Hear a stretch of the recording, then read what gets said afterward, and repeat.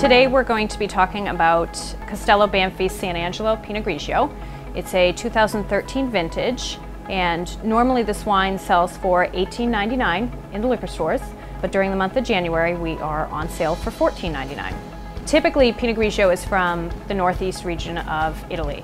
However, this particular one is from the Castello Banfi estate, which is located in Montalcino, Tuscany. So we're a lot more southern. The more southern we get, the warmer the climate.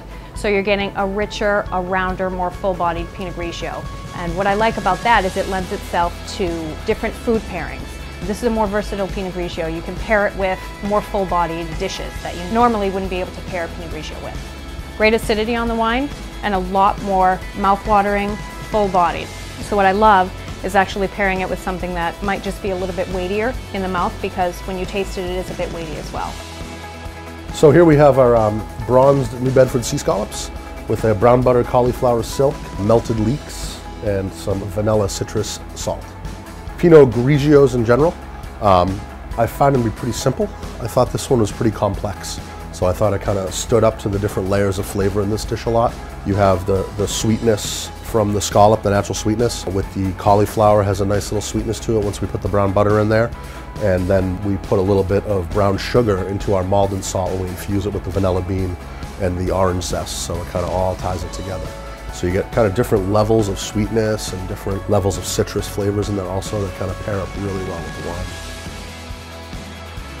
This wine here is called Carpineto Dogajolo. This is a 70% Sangiovese, 30% Cabernet Sauvignon from Tuscany, and the wine is pronounced Dogajolo. A lot of people have a tough time pronouncing it, so they recognize it either by the label or by just calling it the dog.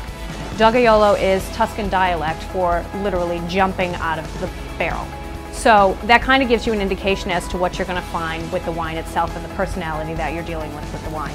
So for Dogajolo Red, what I'm looking for in this one, because it's Sangiovese and Cabernet, I'm expecting it to be medium to full-bodied. And when I look at it, I can see that the color is right where it should be for what my experience is with wine. So now let's take a smell here. And I'm getting cherry on the nose and some vanilla. It's great. I love this wine. It has great acidity. So I think what acidity does in red wines too is lends itself really well to food.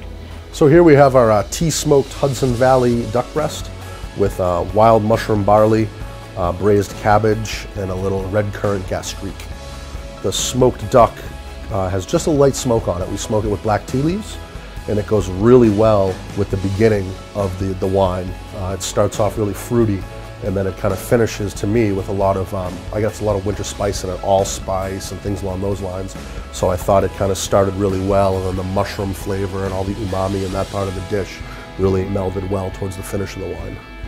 So what we have here is actually a seared duck breast, which has some really, really full, robust flavors that I think are going to be complemented well by the acidity and the weight of the wine itself. So anything that's going to be grilled, that's going to be full flavored, barbecue foods, anything like that is going to show itself really well with this particular wine. Just something that's going to be a crowd pleaser.